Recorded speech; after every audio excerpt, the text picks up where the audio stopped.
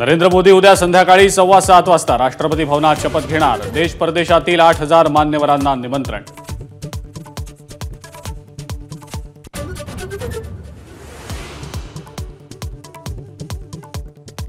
प्रफुल्ल पटेल उद्या केंद्रीय मंत्रिपदाची शपथ घेणार। नवी दिल्लीमध्ये फडणवीस आणि अजित पवारांच्या उपस्थितीत झालेल्या बैठकीमध्ये शिक्कामोर्तब।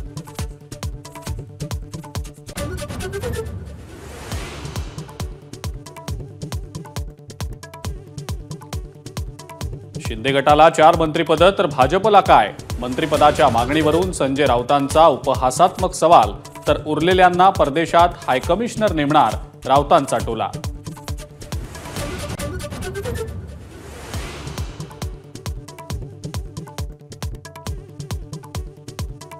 राहुल गांधींना लोकसभेचा विरोधी पक्षनेता बनवा। दिल्लीतल्या काँग्रेस कार्यकारिणीच्या बैठकीमध्ये एकमुखी मागणी। पुढील रणनीतीवरही चर्चा।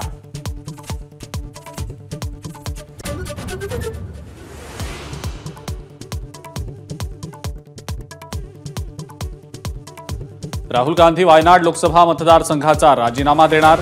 सोनिया गांधींच्या सल्ल्यानंतर निर्णय। रायबरेलीचं प्रतिनिधित्व राहुल गांधी कायम ठेवणार।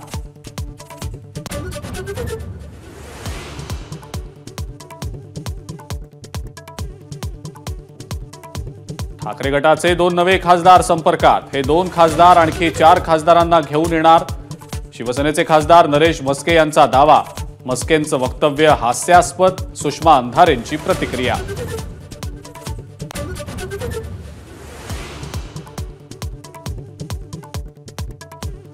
अजित पवारांना सोडून गेलो तर आमच्यासारखे करंटे आम्हीच असू। सिन्नरचे आमदार माणिकराव कोकाटे यांचं वक्तव्य।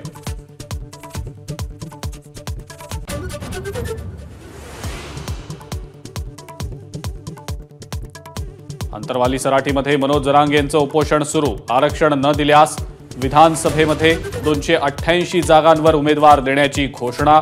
सरकारला सावधगिरीचा इशारा।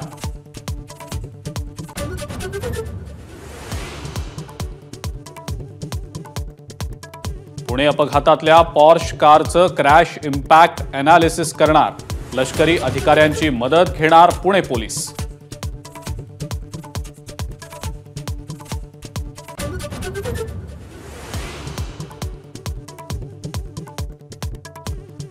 आळंदी प्रस्थानाच्या वेळेला प्रतिदिंडी 90 वारकऱ्यांना प्रवेश। वारकरी पोलीस झटापटीच्या पार्श्वभूमीवर निर्णय।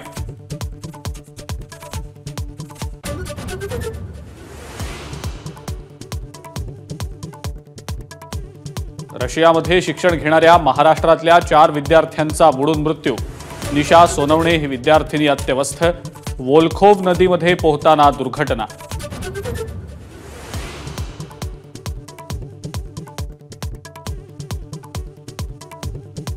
आणि ईटीव्ही आणि रामोजी फिल्म सिटीचे संस्थापक रामोजी राव यांचं वयाच्या 87व्या वर्षी निधन। शासकीय इतमामात देणार अखेरचा निरोप। एबीपी माझा, उघडा डोळे बघा नीट।